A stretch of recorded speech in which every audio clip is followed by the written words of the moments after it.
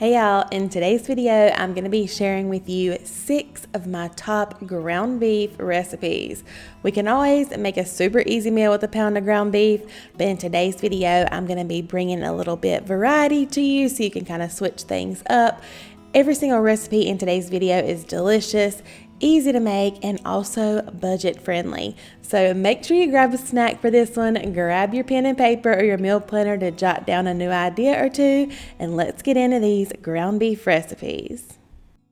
Alright, so I love a good bubble up casserole, and this Philly cheesesteak bubble up is no exception. This is so good, super simple flavors, but it's something the whole family will enjoy. Alright, so we're starting over here in a skillet.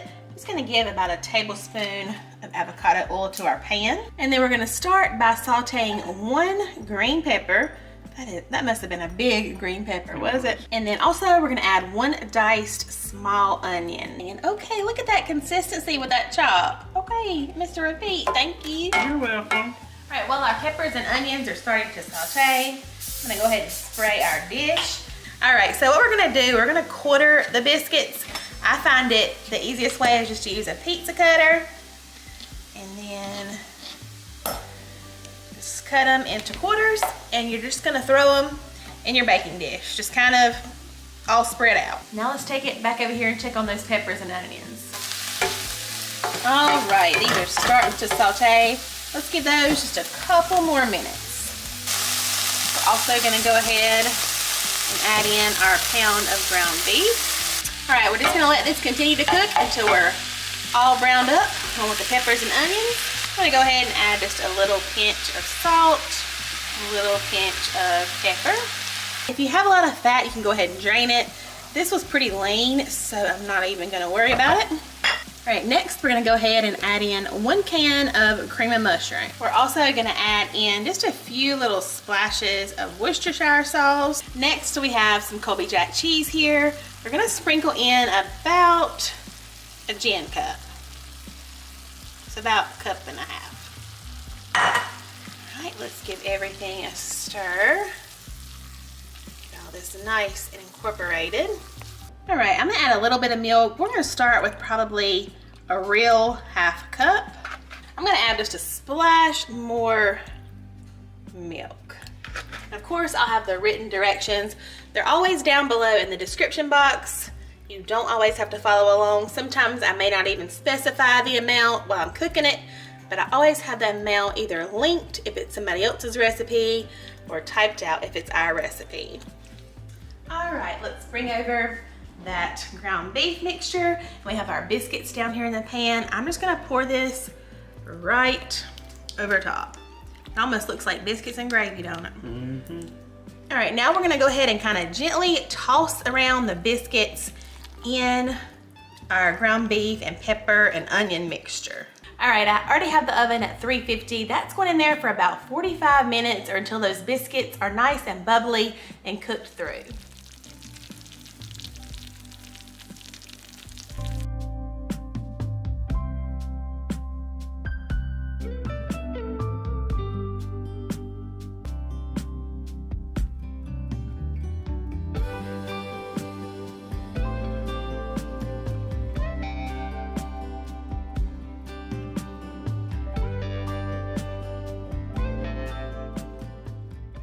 All right, next up, y'all, we have pasta fagioli. And I know I'm probably not saying that right. And I gotta be real with y'all, I ain't never even had this at Olive Garden, but I made it and it was delicious, so y'all are gonna like this. So first, I just browned up 1 pound of ground beef, drained that, threw it in my slow cooker, along with 1 can of mild rotel, 1 can of drained and rinsed pintos, 1 can of drained and rinsed kidney beans, and then I had some celery, carrot, and onion that I just diced up. I added in my everything seasoning by Auntie Nono's. It's just salt, pepper, garlic, and onion, some Italian seasoning, 1 jar of spaghetti sauce. We love Rayo's. Got to shake out that extra sauce in there with a little bit of water, and then 3 cups of beef broth. And that is pretty much it. This is just going to cook on high for 3 to 4 hours, low 5 to 6. Get all these good flavors all married together. And then at the very end, I just left mine on high, and you're gonna add 1 cup of this ditalini pasta, or any pasta that you want, but this pasta is so good in here. It's so tiny, so it only takes a little bit of time to cook. So you're just gonna pour that in another 30 minutes and your dinner is done. I just served ours with some cheese toast. You could also do breadsticks like Olive Garden. And y'all, I cannot get over how good this was. This is definitely going into our rotation for fall and winter just because it's delicious and it was so easy and so comforting too. This one is a must try.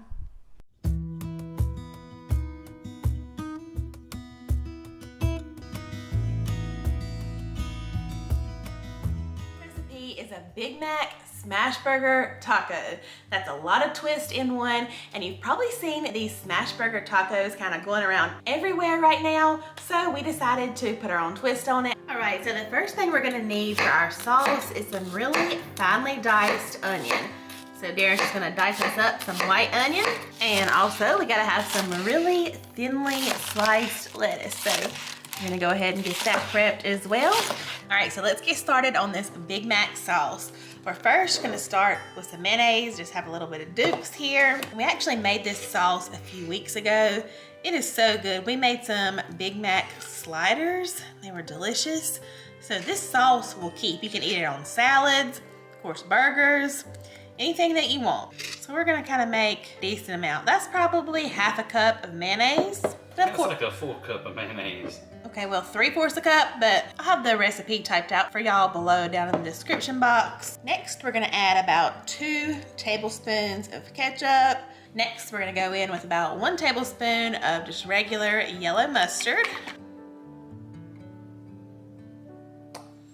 Okay. All right, next we're gonna add 2 or 3 tablespoons of this dill relish. This is probably our favorite part. It is so good in here. If you don't like dill relish, you can use sweet relish, but we really love the kind of tangy dill flavor. Put a little bit more. A little bit more. We really love pickles, y'all. We're obsessed with pickles. All right, and here's that really finely diced onion that Darren just prepped for us. We're gonna go ahead and add that in. Probably about 3 tablespoons. Now, as far as the seasonings, I'm not measuring them, but I'll try to give y'all an estimate. A little sprinkle of salt. Sprinkle of black pepper, a little sprinkle of garlic powder, and a sprinkle of that smoked paprika. That'll add a little bit of flavor, but also it'll help with that pink color that we all know from Big Mac sauce. All right, I'm just gonna whisk all of these flavors together. All right, Darren says we need just a tiny bit more ketchup, so we're gonna go ahead and add that. All right, y'all can see it has that nice color. It's really looking like legit Big Mac sauce now. I'm excited. All right, just like regular smash burgers, we're gonna go ahead and roll out our burger meat before we take them out to the grill. And we generally like to do 1/4 pound burgers. So we have a pound here. Just cut that into 4ths and roll them out, just like a big old meatball. I'm just gonna be using some of this Auntie No-No's. It's their burger seasoning. Just a little sprinkle over top will be good. All right, so we're about to throw these on the grill, and the next parts go really fast, so I'm gonna try my best to keep up. All right, so we're just gonna put our burger patties or burger balls down on the grill. So really quick, you don't have to make these smash burger tacos on a Blackstone. You can easily use just a regular frying pan, or an iron skillet would be perfect. But you make these the same way you do any other smash burgers, except this time we're gonna place the tortilla right over top of our meatballs and then smash it right down on the tortilla. And I was worried too at first. I'm like, how does the other side brown up nicely if we're smashing it into the tortilla? But it really does. These are so thin, it kind of cooks throughout on one side, and then we are going to flip these over and cook the other side with the tortilla. So no worries about that. They get nice and crispy. Just wait until you see how these turn out.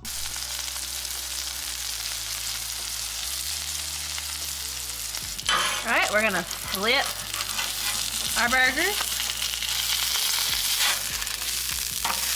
Oh my gosh.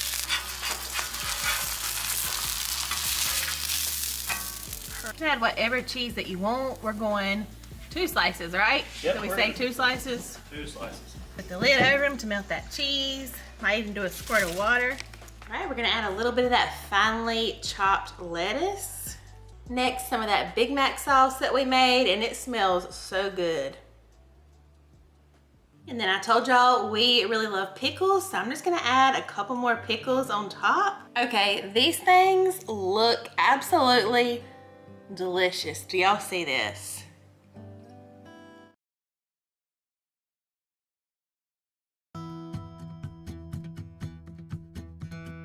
All right, first we have a large skillet. I'm just gonna heat up a couple tablespoons of avocado oil. All right, next we're gonna add in 1 pound of ground beef, of course. All right, next we have 1 whole medium onion chopped over here. I'm gonna go ahead and add it in with my ground beef. I'm not gonna quite pour all of that. It was a pretty big onion, but I always like to brown up my ground beef with an onion or with my seasonings or with a pepper or whatever it is. I just think it kind of adds to the flavor. We're also gonna add in some minced garlic. We're gonna add a little bit of salt, some black pepper, and a little sprinkle of paprika. And by the way, this ground beef is 85/15. It's pretty lean. If I do soak up any fat, I'll just take a paper towel in here, but I obviously wouldn't be adding in my seasonings and things like that beforehand if I plan to drain it. So if you plan on draining your fat or you have a little bit fattier meat, then maybe just wait until after you drain it to season it up. All right, our ground beef is pretty much browned up. I did go ahead and drain just a little bit of that grease that was in there. Now we're gonna sprinkle in some dried thyme. We're also gonna sprinkle in some flour, and this is going to thicken up our sauce. I'm gonna turn my stove down just a little bit, stir in our flour, and let this flour cook for just a minute or two. All right, next I'm gonna add about 2 tablespoons of tomato paste.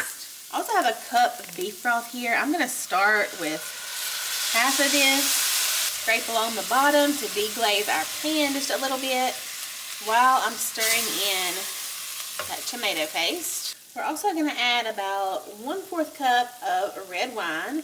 If you don't want to use the red wine, you can just use a little bit more beef broth. All right, we're gonna let that cook down just a little bit, but at this point, you pretty much can add whatever vegetables your family likes. I know a lot of people would just stick with this, put mashed potatoes on top. We have a bag of frozen peas and carrots. I'm just gonna add a tiny bit of these because I know my kids aren't crazy about them. I'm not crazy about peas either, so we're gonna put just a little bit.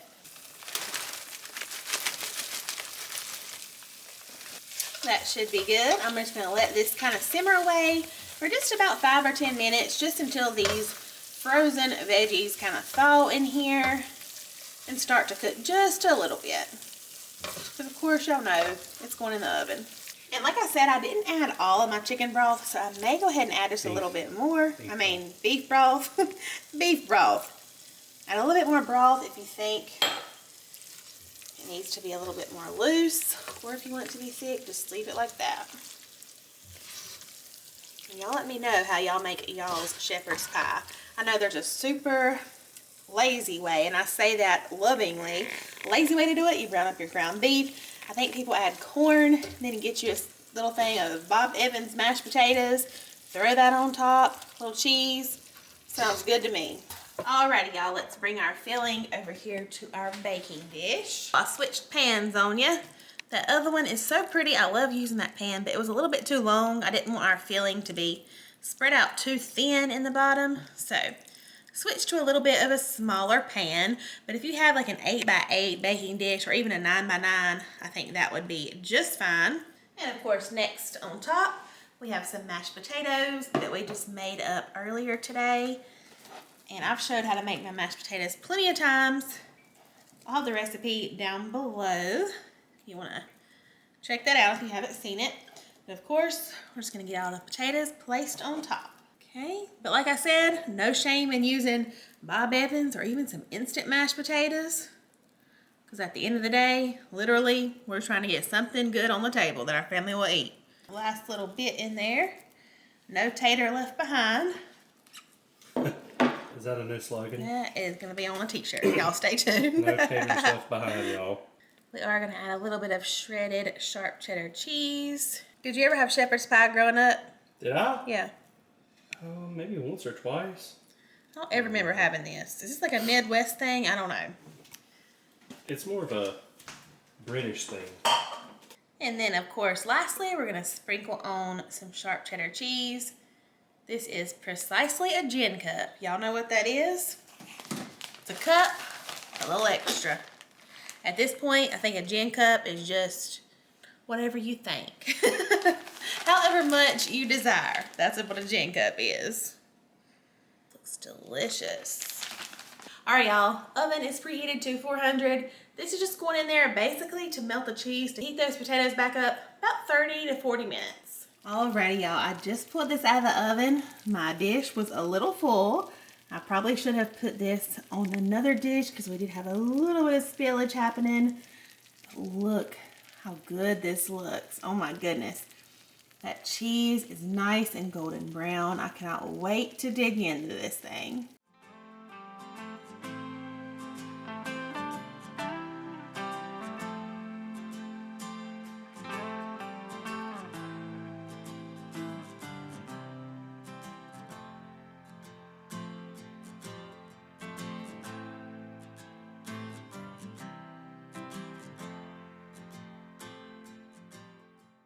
First up today, we have Philly cheesesteak pasta. And y'all, this one surprised me a little bit. It was so good. So first, we're gonna start by sauteing up this bag of frozen peppers and onions.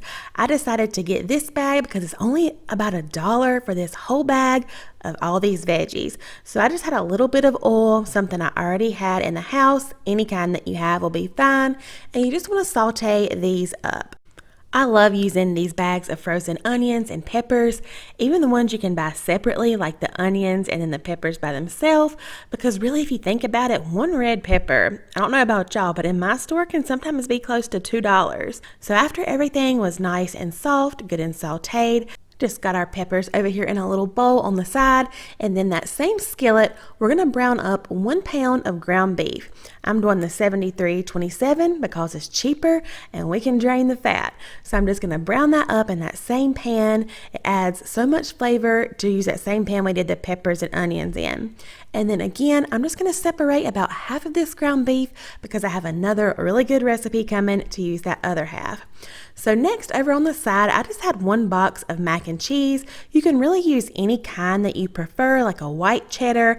I'm just using this 3 cheese Kraft macaroni shells because it was on sale at my grocery store. So I'm gonna add our ground beef to our macaroni noodles. And then again, like I said, we're gonna add about half of those peppers and onions. Also, a steakhouse seasoning, if you have some, works so well in this recipe because it just kind of adds to that Philly cheesesteak flavor. We're also going to add in that cheese packet that comes in our mac and cheese box. Give that a nice little stir. Also, I did leave probably about a half a cup of that pasta water in there just to help everything combine. It comes out super good, super creamy, believe it or not. And then I separated our mac and cheese into 4 little bowls and just topped with a little bit of shredded cheese that I bought. And y'all, this was so good. Hit the spot. Perfect for these cool nights coming up. Everybody in your family is gonna love this one. Y'all make sure to give this one a try. And as always, I will have the recipes either linked or typed out in the description box below.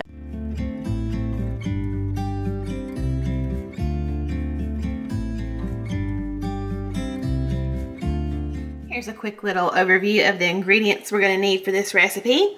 We are going to need 1 pound of ground beef. This is about 1.5 cups of just regular white rice. We're going to need a little bit of salsa. I have salt and pepper back here. We are going to dice up this onion. We'll need 1 packet of taco seasoning. I have about 3.5 cups of beef broth over here. And then lastly, let's not forget the star of the show, our queso, which will be mostly used as a garnish to go on top. But this is going to be so good. I'm so excited about our lunch today. Let's get it going. All right, so to our skillet, we're going to go ahead and add our chopped onion. This is probably 1/4 cup to 1/2 cup of chopped onion. Just going to let that saute just for a couple minutes. All right, next to our onion, we're going to add 1 pound of ground beef. All right, I'm gonna go ahead and turn this down. I'm gonna get just a little bit of this grease out. I'm not gonna worry about getting it all out because it is gonna add to the flavor, but I don't want it to be overly greasy. And yes, I know I could be using tongs for this. I live dangerously, I guess. All right, next all we're gonna do is pour in our rice. We're also gonna sprinkle in our taco seasoning. We're also gonna pour in about 1/4 cup of salsa. And then 3½ cups of beef broth. All right, I have this on about low to medium heat. I'm gonna carefully give everything a stir, and y'all, this is it. It's been cooking about 20 minutes, and it's getting close to being done, but I feel like we need a little bit more liquid, so I'm gonna add just 1 cup of water. I'm gonna stir that around. You can see it's already thickening up really well, but I'm gonna let it continue to cook the last 15 minutes or so, let it soak up this water. I just felt like the rice wasn't completely done, so just kind of keep an eye on it. If you need to add a little bit more liquid, you can do that. But we are almost there, and I can tell you the kitchen smells delicious. All right, y'all, it is done. Last but not least, we're gonna do a little drizzle of this queso. Of course, you can do this on just the plates too, but I just thought it'd be pretty.